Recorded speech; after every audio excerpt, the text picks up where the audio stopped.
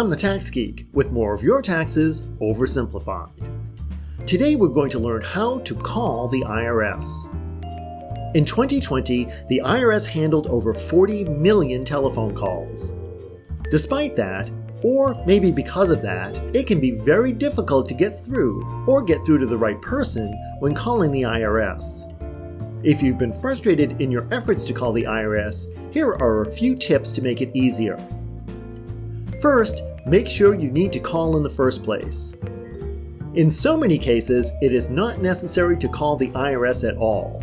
Establishing an online services account gives you access to all sorts of information about your tax account, including balances due, amounts of economic impact or advanced child tax credit payments, and even PDFs of notices that were sent to you. Next, be prepared. Have your tax return, amendment, or notice in front of you before you dial. Have a pad and pen and make a list of questions you need to ask.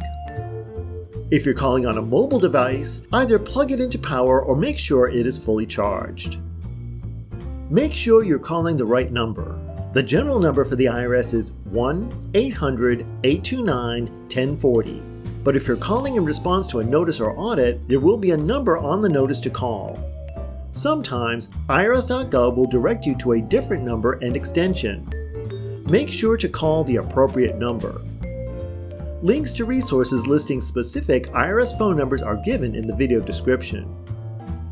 But if you end up calling the wrong number, whoever answers can usually transfer you to the right place. Now here is the most important tip for getting through to the IRS.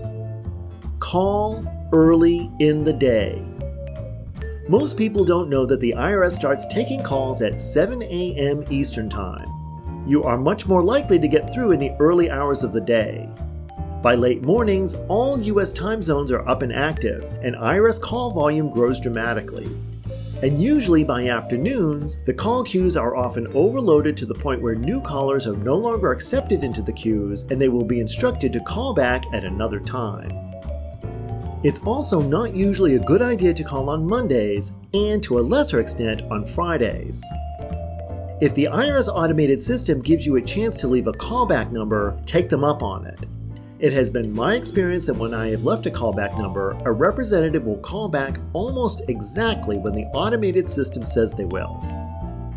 When you call, you'll go through a long series of prompts and messages directing you to alternate ways to get your information, and eventually be given an estimated wait time and put in the hold queue. When you get there, hang on. Your call will be answered. You can put the phone on speaker and busy yourself with other tasks, but be ready to pick up at any time, usually when you least expect it. When you hear the phrase, "Please wait," it means they're about to pick up. Take the phone off speaker at this time and you should be connected. For security reasons, IRS representatives will usually not talk on speakerphone. The representative will immediately give you their name and a badge number which you will want to write down. To identify you, the IRS representative will ask you your name, social security number, date of birth, and address that was used on the last tax return you filed. After that, you will be able to ask your questions. Take note of the answers and what you talked about, as well as what actions you should take next. Don't be surprised if you're put on hold during the call as they look up information or occasionally confer with their colleagues or supervisors.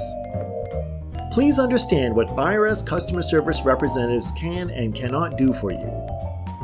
They can answer your general tax questions and tell you how to proceed to comply with the law. They can tell you what you need to do to respond to a notice. They can tell you if an amendment or a notice response has been received. They can send you forms and order transcripts to be sent to you. And they can grant limited stays of collection activity and reasonable extensions of time to respond to a notice or audit. IRS telephone customer service representatives cannot take payments. They cannot give you tax advice or direct assistance in filing your tax return. They cannot expedite any refund, amended return, or notice or audit response. They cannot respond to a notice or audit for you. In other words, you cannot respond to a notice by telephone, even if you're agreeing with the notice. And they cannot waive any penalties or interest. Waivers are possible, but must be requested in writing. All this is not an exhaustive list. And it should go without saying, please be nice to these hardworking people. Their jobs are not easy. They literally do not know what the next call is going to be about, and they have to be prepared for just about anything. If they answer your questions to your satisfaction, take a moment to thank them and tell them how helpful they've been. If, for some reason, you're dissatisfied with the service you're receiving, politely but firmly ask to speak to a supervisor. Or, alternatively, end the call and call back to speak with a different representative. Calling the IRS can be time-consuming and at times frustrating, but following these tips can save time and effort and get you the answers you were looking for. If you found this video informative, please give it a thumbs up and subscribe for more content. Please share this video with anyone who would find it useful. Please direct any questions, comments, or suggestions to the comment space below. You can email me at taxesoversimplified@gmail.com or follow me on Twitter at TaxgeekUSA. Thanks for watching, and I'll be back soon with more of your taxes oversimplified.